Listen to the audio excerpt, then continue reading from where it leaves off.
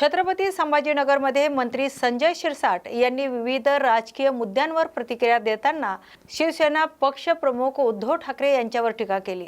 उद्धव ठाकरे यांचा दौरा म्हणजे बंद दाराआड बैठक घेऊन परत जाणे अशी टीका करत त्यांनी ठाकरे आणि मुख्यमंत्री देवेंद्र फडणवीस एकाच प्रवासी विमानाने प्रवास केल्याच्या मुद्द्यावरही भाष्य केले। उद्धव ठाकरे पहिल्यांदाच प्रवासी विमानाने गेले हीच मोठी बातमी आहे असं शिरसाट म्हणाले। याशिवाय ऑपरेशन टायगर, मंत्रिमंडळ फेरबदल, रोहित पवार, भास्कर जाधव आणि संजय राऊत यांच्या वक्तव्यावरही त्यांनी प्रतिक्रिया देत राज्यातील विविध राजकीय घडामोडींवर भाष्य केले। उद्धव ठाकरे साहेबांचा हा जो दौरा आहे हा टच अँड गो ज्याला म्हणतात, जाऊन बाउंड्रीला शिवणं आणि निघणं एवढा तो दौरा आहे। लोकांमध्ये फक्त अशी बातमी गेली पाहिजे की उद्धव साहेबांनी झंझावती दौरा केला। तुम्ही जर पाहिलं तर त्यांच्या दौऱ्याचं वेळापत्रक हे सामनामध्ये आलं आहे। या सामनामध्ये जे काही वेळापत्रक आहे त्याच्यामध्ये यवतमाळला सकाळी 10:30 वाजता कार्यक्रम आहे, तिथून वाशिमला दुपारी 2 वाजता आहे। म्हणजे यवतमाळ टू वाशिम जायला किती वेळ लागतोय? जवळपास 1.5 ते 2 तास लागतोय। आणि 2 वाजताचा तो दौरा, त्याच्यानंतर वाशिम ते हिंगोली 4 वाजता वाशिमला हिंगोलीला दौरा। हा धावता दौरा, यामध्ये किती कार्यकर्त्याला भेटणार आहेत, काय बोलणार आहेत, किती लोक जमणार, या सगळ्या ज्या गोष्टी आहेत फक्त यासाठी केला की 6 खासदार त्यांना सोडून गेले आणि त्यांच्यानंतर मी त्या मतदारसंघामध्ये जाऊन आलो, एवढाच काहीतरी त्यांचा तो एवढा हेतू त्यांचा होता। बरं, आता उद्धव ठाकरे दौऱ्याला निघाले आणि विमानात योगायोगाने म्हणा की ठरवून देवेंद्र फडणवीस हे सोबत होते। सोबत दौरा झाला आणि त्यानंतर उद्धव ठाकरे म्हणतात गोपनीय बैठक झाली, महत्वाची बैठक झाली, लवकरच निर्णय कळेल। दोघंही एका विमानात होते। खऱ्या अर्थानं मोदी साहेबांनी जे इंधन वाचवा असं जे म्हणलंय त्याला प्रतिसाद म्हणून आयुष्यात पहिल्यांदा ते इंडिगोच्या विमानाने गेले, म्हणून ती बातमी होऊ शकते। आता त्या विमानामध्ये काय बोलले, खरं तर असा काही संवाद झाला असावा असं मला वाटत नाही, परंतु संवाद झाला पाहिजे। राजकीय जरी आपण आपले मार्ग वेगळे असले तरी हितसंबंध हे माणसात जपले पाहिजे। माझ्यासारखाचे अनेक उभाटातले अनेक नेते आहेत, त्यांच्याशी माझे आता आजही जवळचे संबंध आहेत, म्हणून संबंध ठेवणं याला राजकारणामध्ये महत्व सुद्धा असतं। म्हणून त्यांची काही अशी बोलणी झाली असावी असं मला काही वाटत नाही। ऑपरेशन टायगर एक चर्चा फार सुरू आहे पण या निमित्तानं की आदित्य ठाकरे आणि उद्धव ठाकरे चार्टर विमान सोडून प्रवासी विमानात भरपूर चर्चा सुरू आहे। भरपूर चर्चा यासाठी की त्यांनी मान्य केलंय की मोदीकडे जो काही विजन आहे त्याला आपण प्रतिसाद दिला पाहिजे। पहिल्यांदा हे बसतायत, नसता 35 मिनिटाचा प्रवास मुंबई टू संभाजीनगर जरी करायचा असला तरी त्यांना चार्टर्ड लागत होतं आणि त्या म्हणून आता त्यांचा कल नेमका कुठं झुकतोय ही खरी अर्थ याच्यातून बातमी निघते। पण या भेटीवर भाजप नेते सकारात्मक प्रतिक्रिया पाहायला मिळतात, त्यांना योगायोग वाटत नाही। योगायोग नाहीच आहे ना तो।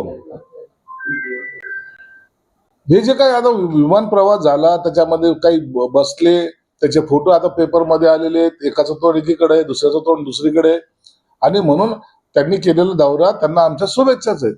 ऑपरेशन टायगरची आता पुन्हा एकदा मोठी चर्चा होती। ऑपरेशन टायगर 3 याच्यासाठी शिंदेचे 5 शिलेदार ठरले, त्यामध्ये उदय सामंत, प्रताप सरनाईक, अर्जुन खोतकर, निलेश राणे, दादा भुसे यांच्यावरची जबाबदारी देण्यात आलेली आहे की ठाकरेंच्या शिवसेनेचे 14 आमदारांशी संपर्क करण्यात। तुम्हाला काय माहिती आहे? अहो, असे ऑपरेशन करताना कुणाची नेमणुका करत नसतात।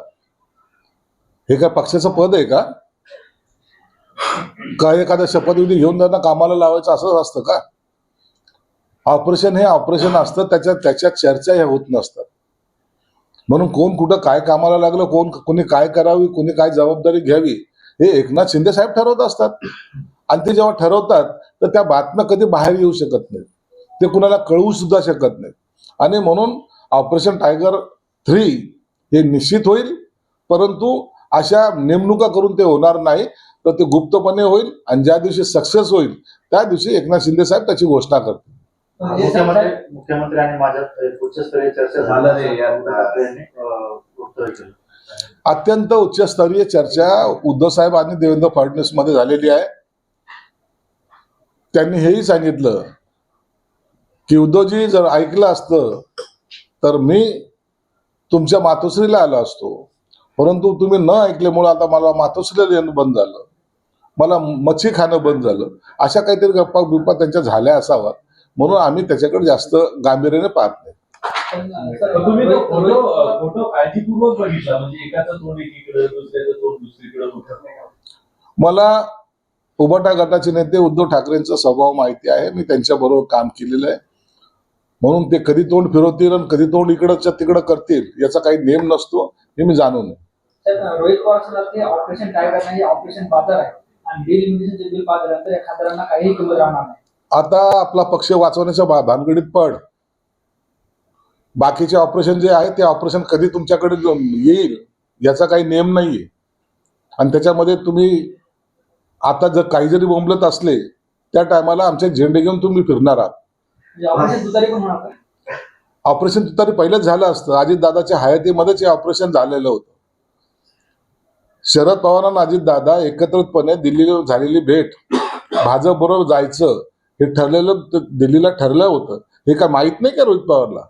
हे सगळ्या पक्षाच्या लोकांना माहिती आहे, आणि म्हणून या अशा गोष्टी आम्ही काही त्याच्यातले नाहीच असं सांगून जे काही राजकारण करायचंय हे आता चालणार नाही.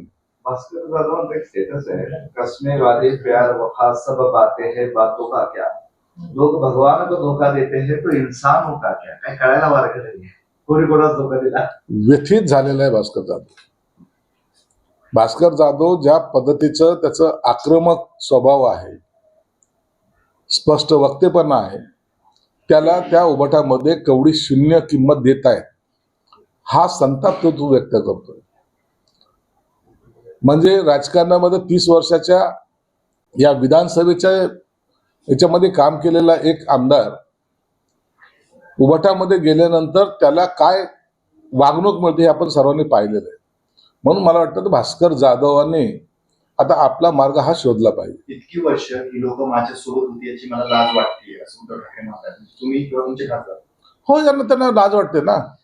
आमच्या बरोबर राहायला त्यांना लाज वाटत होती म्हणून तर आम्ही बाजूला गेलो. भाजपमध्ये युती केली तर आम्ही युतीत सडलो. हे जे टोमणे मारची सवय आहे ना, या टोमण्यामुळेच हा पक्ष बरबादीला गेलेला आहे, खाल संपलेला आहे. परंतु त्यांना आजही वाटतं की मी तेच पुराणा देवानंदच्या पिक्चर मधला सारखा आहे ना हिरो, आजही मी तसा जवान आहे. परंतु असं चालत नाही. पक्ष संपला हे मान्य करा. सुरुवातीला जे आमदार गेले तर त्यांना 50-50 कोटी रुपये 50 कोटी दिले. मग हे खासदार जे गेले त्यांना किती कोटी दिले असं विचारतात. आम्हाला किती दिले, त्यांना किती दिले, तुम्हाला किती पाहिजे हे सांगा. तुमचा काही रेट काढायचा आहे का? कुणाला आमदाराला किती दिले त्याची चौकशी तुम्हाला कशाला पाहिजेत? खासदार दिले त्याची चौकशी तुम्हाला कधी कशाला पाहिजे? तुमचा काही रेट असेल तर तसं सांगा, त्याचं द्या आम्हाला कोटेशन, आम्ही भाऊ विचार करू त्याच्यावर. दिल्लीत 2 गुजराती बसले म्हणून तुम्ही काही करू शकणार का असं जे आहे ते संसदेने सवाल विचारत ते राज ठाकरेंनी जैन शिष्टमंडळाला दिलाय काल भेटीला. आता तो वाद संपलेला आहे. जैन शिष्टमंडळ राज ठाकरे साहेबांकडे गेलेलं आहे. त्यांनी त्यांच्यातला झालेला संवाद झालेला आहे. पुन्हा त्याच्यावर आता खिपली काढणं योग्य नाही. दोन्ही समाजातले तेढ आता संपली, हेच आपल्यासाठी आनंदाची बातमी आहे. जे खासदार आहेत ते जे खासदार फक्त माझ्या शब्दावर निवडून आले होते असं उद्धव ठाकरे म्हणतात. आता हा त्यांचा जो अहंकार आहे ना, ह्या अहंकारापायीच हा पक्ष संपत चाललेला आहे. मग सगळे तुमच्या शब्दाखातीरच निवडून आले, तुमच्या नेतृत्वातच आले. मग मागच्या विधानसभेला हे आमदार कमी का झाले? 63चे आमदार तुमचे 20 वर का आले याचं उत्तर आहे का तुमच्याकडे? मग या अपयशाचा जबाबदार कोण?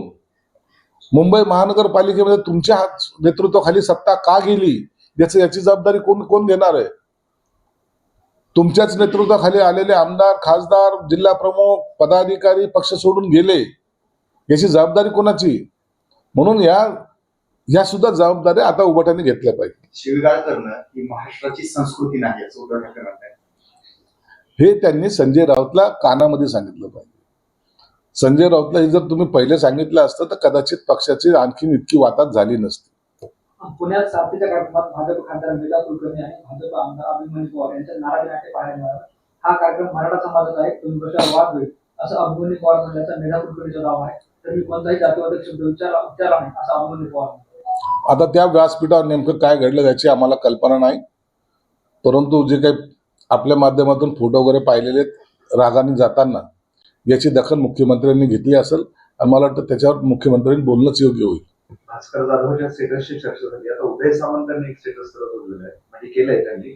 त्यात एकनाथ शिंदे आणि मुख्यमंत्री यांचा हात हातात आहे आणि योग्य माणसाचा हात धरला तर काय होतं आणि अचूक अयोग्य माणसाचा हात हातात धरला तर काय होतं ते समजून घ्यायला हवं असं लिहिलेलं आहे. द्योतक म्हणावं जोडून. हे बघा, आम्ही 22ला जो उठाव केला त्याचं मागचं कारण होतं की भाजप आणि सेना एकत्रितपणे सत्तेमध्ये असली पाहिजे आणि त्याच्यावर आम्ही निवडणुका लढल्या होत्या. म्हणून योग्य ठिकाणी योग्य वेळेला जर निर्णय घेतला तर काय होतं याचे परिणाम आता आपण पाहत आहेत. जेव्हा उठाव केला तर यांचं काही अस्तित्व राहणार नाही, हे बंडखोर आहेत, गद्दारे म्हणले जातात. पुन्हा त्याच नेतृत्वामध्ये एकनाथ शिंदे साहेबांच्या नेतृत्वामध्ये 2024 निवडणूक लढवली गेली. त्यांच्याच नेतृत्वामध्ये एवढे सर्व आमदार बहुमताने 232 निवडून आले आणि म्हणून नेतृत्वाचं गुण एकनाथ शिंदे साहेबांनी दाखवले. म्हणून योग्य हातात हात असणं, त्यांचं असलेलं नेतृत्व आणि देवेंद्र फडणवीसचे असलेले नीती, या दोन्हीचा संगम जेव्हा होतो त्या टायमाला सत्ता परिवर्तन होतं हे आपल्याला दिसून आलेलं आहे.